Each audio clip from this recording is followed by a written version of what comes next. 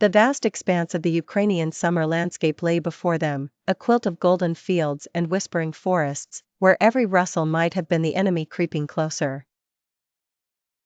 Lieutenant Vasyl Koval, a seasoned Ukrainian officer, scrutinized the horizon. His eyes were sharp, though the war had etched 1,000 unasked questions into them. It was supposed to be a quiet reconnaissance patrol, but then these were never truly quiet. The echo of artillery always loomed like a distant thunderstorm, a reminder of the unpredictable folly called war.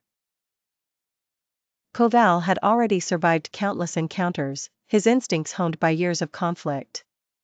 But today, an unusual report had reached their ears: Chinese soldiers within Ukrainian borders. As dusk painted the sky in hues of red and gold, Sergeant Oleg, a burly man with a pragmatic sense of humor, gestured towards the distant woods. "Lieutenant, I think we might have found something," he said, keeping his voice low but laced with excitement. The squad swiftly took positions, their bodies melding with the shadows. Moving with careful precision, they approached the source of disturbance, a patch of dense underbrush. What they found there was not the enemy they expected, at least, not one that typically shared the battlefield they were used to. Two young Chinese soldiers, disheveled and startled, lay huddled in the undergrowth.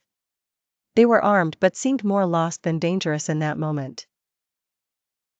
Koval raised a hand to signal a ceasefire. The Chinese soldiers, bewildered and weary, offered no resistance. Instead, one of them spoke in halting English, "We know enemies." Mistake. War was never short of strange bedfellows, Koval mused, as he gestured his men to proceed cautiously. The Chinese soldiers were taken into custody, their fate uncertain in the theater of international intrigue. Around a dimmed lantern in a makeshift bunker, the interrogation began. With a translator mediating the cultural and linguistic gap, stories were exchanged. Koval listened carefully. He understood the fog of war, a shroud so thick that it blurred the lines of loyalty and geography,